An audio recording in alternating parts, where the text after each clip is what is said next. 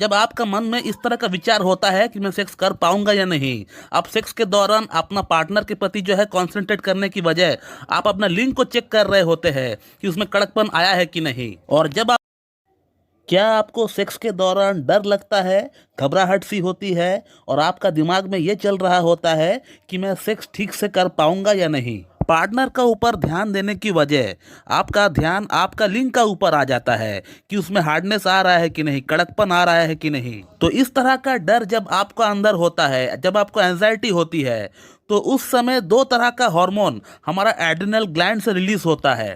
पहला वाला हार्मोन का नाम है सीरोटोनिन हार्मोन और दूसरी वाली हार्मोन का नाम है नॉरफिनेफ्रिन हार्मोन। तो ये दो हार्मोन और ज्यादा मात्रा में रिलीज होता है जब आप घबरा जाते हो, जब आपका अंदर एंजाइटी होता है। और ये दो हार्मोन जब आपका अंदर ज्यादा मात्रा में सिक्रेट होता है तब आपका लिंग की नसों को सिकोड़ देता है, आपका लिंग का अंदर आर्टरीज को सिकोड़ देता है। और आर्टरीज जब सिकोड़ जाती है तब आपका लिंग का अंदर ब्लड फ्लो सही से नहीं हो पाता है। और एक हार्मोन होता है, उसको नाइट्रिक ऑक्साइड बोलते हैं।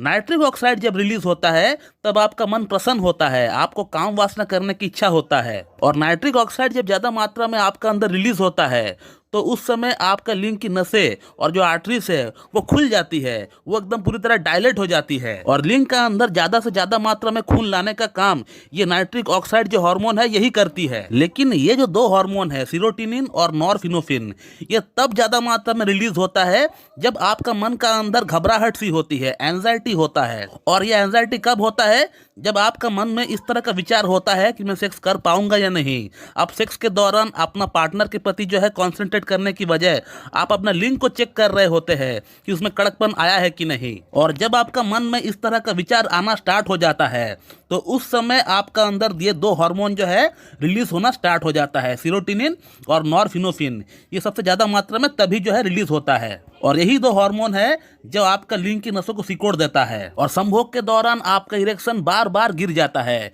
इस तरह का कंप्लेंट को लेकर आप डॉक्टर के पास तभी आते हो। और यही समस्या आजकल की युवाओं के अंदर आ रही है। मेरे पास हर दिन ढेरों ऑनलाइन और ऑफलाइन पेशेंट कंसल्ट करने के लिए आते हैं। यही सेम समस्या 60 to 70% पेशेंट अपने साथ लेकर आते हैं। पेशेंट को मैं देखता हूँ बिल्कुल फिजिकली फिट एंड फाइन है, उनका अंदर कोई शारीरिक समस्या नहीं है। और इन पेशेंट का जो समस्या होता है वो उनका मानसिक लेवल से प्रॉब्लम होता है, उनका दिमाग से प्रॉब्लम होता है। और इसी को हम लोग मानसिक नापुंसकता बोलते हैं। तो ये पेशेंट फिजिकली बिल्कुल फिट है, बिल्कुल फाइन होता है, सिर्फ इनका जो प्रॉब्लम होता है वो इनका दिमाग से होता है, मेंटल लेवल से होता है। तो इस तरह का मानसिक नापुंसकता को ठीक करने के लिए होम्योपैथी में ढेरों मेडिसिन अवेलेबल है। लेकिन आज इस वीडियो में मैं आपको दो होम्योपैथिक मेडिसिन का नाम बताऊंगा जिसका उपयोग करके आप जो है इस तरह का समस्या से निजात पा सकते हैं। और मानसिक नापुंसकता के कारण जो लिंग का अंदर कड़कपन की कमी होती है ये पूरी तरह इसी मेडिसिन से ठीक हो जाएगी। तो इस तरह का मानसिक नापुंसकता को ठीक करने के लिए जो पहला मेडिसिन है वो है अर्जेंटम नाइट्रिकम। आपको अर्जेंटम नाइट्रिकम को 6 पोटेंसी में लेकर आना है, 6 CH में आपको लेकर आना है। और उसका 2 बूंद आपको सुबह लेना है और 2 बूंद आपको शाम को लेना है। और अर्जेंटम नाइट्रिकम के साथ आपको और एक मेडिसिन का इस्तेमाल करना होगा, उसका नाम है बुफोराना। बुफोराना को भी आपको 6 CH पोटेंसी में लेकर आना है और उसका भी 2 बूंद आपको दोपहर को लेना है और 2 बूंद आपको रात को लेना है। तो ये जो दो मेडिसिन है अर्जेंटम नाइट्रिकम और बुफोराना, ये टॉप मेडिसिन होती है मानसिक नापुंसकता के लिए होम्योपैथी में। लेकिन ऐसा नहीं है कि सिर्फ यही दो मेडिसिन है होम्योपैथी में मानसिक नापुंसकता के लिए, और भी ढेरों मेडिसिन है जो कि सिम्टम्स के अकॉर्डिंग काम करता है।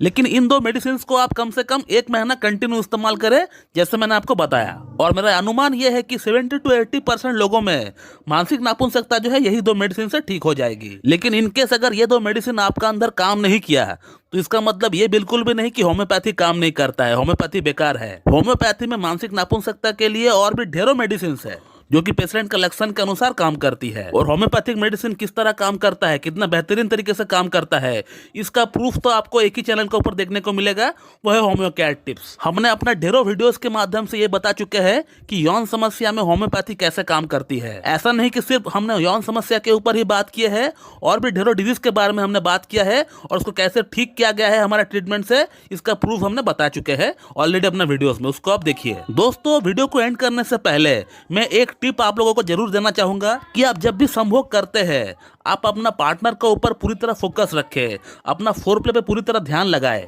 और हो सके तो आप अपना मोबाइल को भी उस समय बंद कर दीजिए ताकि कोई डिस्टरबेंस आपको ना हो। तो दोस्तों, मैं इस वीडियो को यहीं पे एंड करता हूं। So thank you very much and have a good day.